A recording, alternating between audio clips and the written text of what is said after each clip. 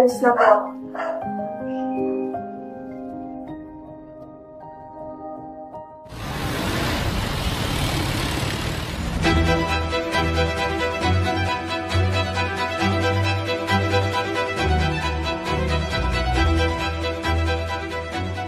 Yung officer candidate course ay with a duration of 1 year and dito nanggagaling ang officers ng Philippine Army na meron kasi tayong quota and finifill upan yun ng officer candidate course and yung OCC, ROTC.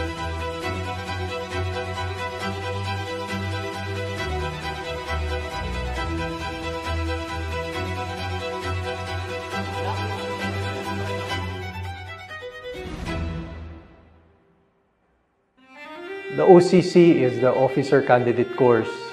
It is a military training, a 1-year training conducted at the Officer Candidate School in Camp O'Donnell in Capas, Tarlac.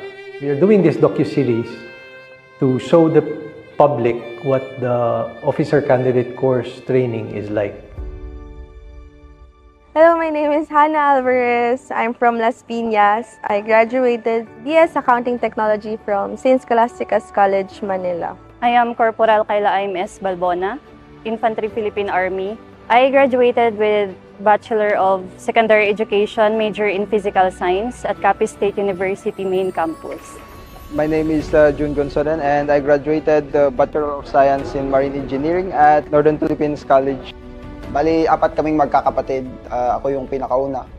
Si Mama ay dating OFW sa Israel. Si Papa ko naman ay dating minero sa probinsya ng Kalinga.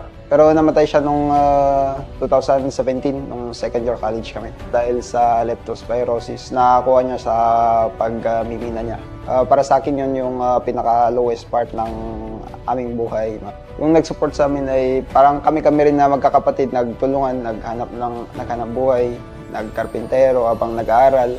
Nung child ko, simula bata pa ako, mahilig ako sa mga sports. Mga sinalihan ko is mga baseball, basketball, soccer. Sumali din ako sa combative sports, kickboxing, muay thai, wrestling. Nung namatay na yung tatay ko, naghanap talaga ako ng madaming trabaho. Kahit ano na lang dyan, pinapasok ko mga karpintero, nag-deliver ng tubig. Nag-call center din ako. Nag-apply din ako ng abroad. Nag-apply din ako ng kurso ko, marine engineering, maging seaman. Hindi naman sa hindi pinalad, pero mas nauna lang talaga yung army. At isa rin doon, ambition ko talaga maging army since bata ko. Ito naman yung dream ko talaga. Yun na lang, pinurso ko. Pumunta ako sa army since dito ako masaya. Nung papunta ako mag-apply, parang nakita ko yung flyers na join OCS o something like join the army, ganun. Tapos sumali ako, exam, ganun. Salamat sa Diyos kasi na tuloy-tuloy naman yung process, yung mga exam.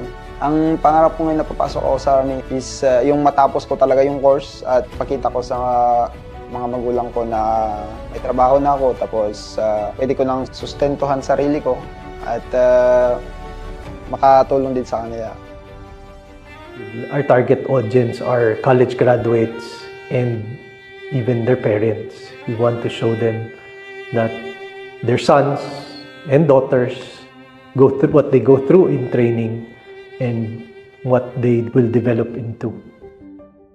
Bata pa lang po ako, alam ko na mahirap talaga ang buhay. Mangingisda yung papa ko, tapos tumutulong naman sa kanya yung mama ko. Nung high school ako, inoferan ako ng kamag-anak namin, which is yung tinuring ko na totoong lolo at lola ko. Sila yung nagpaaral sa akin. Sila yung tumulong sa akin para makapagtapos ng pag-aaral. At yung goal ko noon, gusto kong tulungan yung parents ko. That time, gusto ko sanang kunin na course is engineering. Kasi gusto ko yung mathematics and science. Kaso medyo may kamahalan siya. Pinursu ko yung education. And then, nung college ako, naghanap ako ng scholarship para makatulong na rin sa pag-aaral ko. During the review ng board exam ko, doon yung time na nag-apply ako sa sundalo. Na-challenge ako noon kasi hindi ko alam kung ano yung kampo, ano yung mga army. Mas lalo kong pinush yung sarili ko na nakikita ko maraming mga babae doon nag-a-apply na nakakaya nila. And then, nag-take ako ng board exam, nakapasa ako. Habang tumatakbo kami doon sa TRADOC, pumapasok kami sa OCS, sa Officer Candidate School. Na-curious ako, sabi ko, ano yung OCS? Buti na lang yung kasama ko, kwento niya na nga sa akin, na doon nag-training yung mga future officer ng Philippine Army.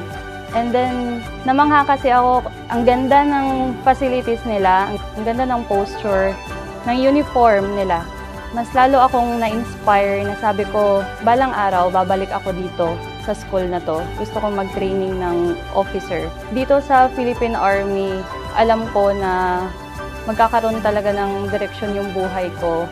Yung magandang buhay na gusto kong ibigay sa parents ko, mabibigay ko sa kanila pag makapasok ako dito sa Philippine Army. Lagi kong sinasaisip na you can be the person you wanted to become. Samahan mo ng prayer, hard work, determination, and faith. We would like to correct the misconception that military training is about maltreatment, abuse of authority, or senseless use of authority. By showing what's happening inside from the perspective of the students, they will get to understand and even prepare and know if it's for them or not. Kasi parang ang nangyari nun, nag-iisip na ako, first job ko parang nag-iisip na ako, parang there's something na gusto kong gawin. Parang may kulang. Paano ko makakatulong sa iba? Gusto ko maalala ko. Magkaroon sila ng anak na parang maipagmamalaki ba nila?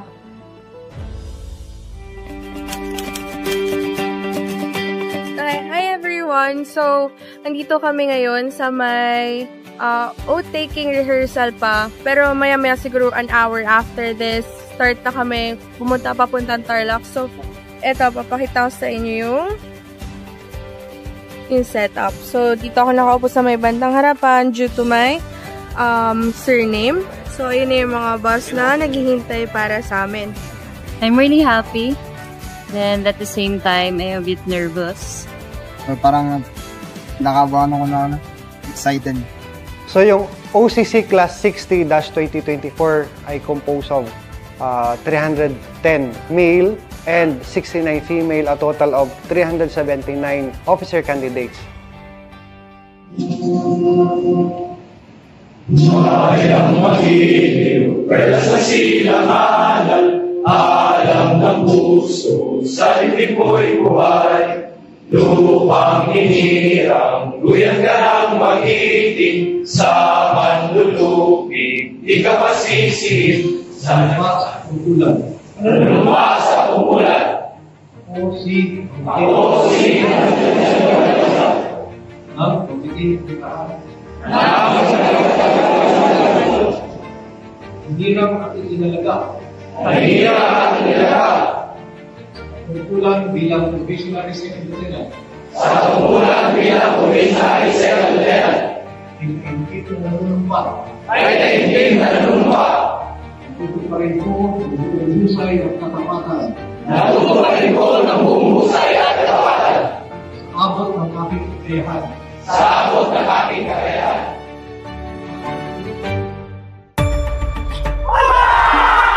Goal kong makagraduate ng OCC, goal kong maging army, goal kong makatulong sa sambayanan, kaya goal kong patapos itong training na to.